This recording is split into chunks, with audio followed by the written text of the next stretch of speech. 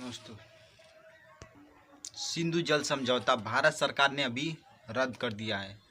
जम्मू कश्मीर के पहलगाम में हुए आतंकवादी आक्रमण के कारण दोस्तों सिंधु जल समझौता भारत सरकार ने रद्द कर दिया है। इससे यह विशेषज्ञों का मानना है कि दोस्तों अभी पाकिस्तान में पानी की किल्लत होगी और वहाँ के लोग प्यास से तड़प के मर जाएंगे। वो किसान को फसल बर्बाद होगा और वहाँ की जनता बेहाल हो जाएगी और वहाँ के तमाम सारे परेशानियाँ झेलनी पड़ेगी सिंधु जल समझौता को रद्द करने के कारण।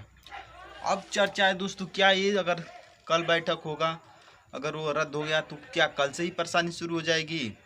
नहीं दोस्तों, ऐसा नहीं है, क्योंकि ये पानी की बात है दोस्तों। पानी तो तत्काल रोक नहीं सकते हैं। अभी ये समझौता हुआ है, अभी बांध बनेगा नदी पर और उसके बाद से ही उसको नदी को रोका जाएगा। तत्काल तो कोई पानी रोक ही नहीं सकता, क्योंकि इसलिए तत्काल वहाँ पर किल्लत कोई भी परेशानी नहीं है।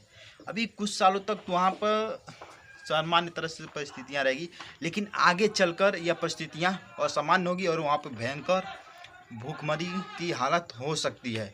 क्या है सिंधु जल समझौता जो 1960 में हुई थी और उसे इसमें भारत सरकार ने रद्द कर दिया है। सिंधु जल समझौता दोस्तों यह है कि सिंधु, झेलम और चिनाब, इस नदी का जो पश्चिमी जो नदियां होती हैं सिंधु, झेलम, चिनाब, उनका 80% पानी पाकिस्तान को जाना चाहिए था। यानी भारत देगा, कोई इस पानी में रोक टोक नहीं कर सकता था। यही 80% पानी का यूज वो पाकिस्तान करेगा। यही सिंधु समझौता था जो 1960 में पंडित जवाहरलाल नेहरू जी के द्वारा किया गया।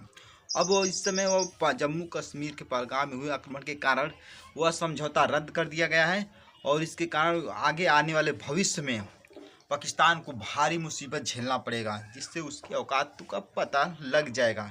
क्या है इंडिया की औकात और क्या पाकिस्तान की औकात है, ये पता चल जाएगा। जब वहाँ के लोग, चाहे वहाँ के किसान की फसल नहीं होगी तो वहाँ की तमाम तरह के अनाज की कमी होगी, पानी नहीं ज़्यादा होगा तो वहाँ की पानी की किल्लत होगी, तो वहाँ की जनता वहाँ की सरकार के खिलाफ आक्रोशजनक प्रदर्शन करेगी और वहाँ की सरकार को भारी ज़्यादा दबाव बनने की आशा है।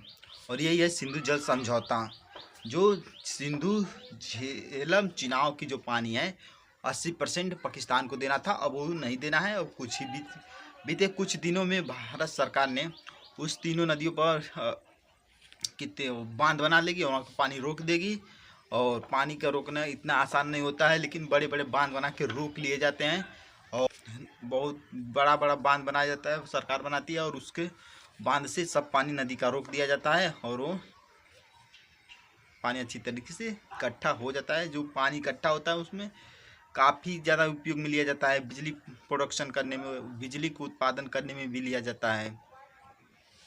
और आपकी क्या राय, पानी के रोकने से क्या पाकिस्तान की हालत ख़राब होनी चाहिए, होगा कि नहीं होगा? कमेंट बॉक्स में ज़रूर बताइएगा।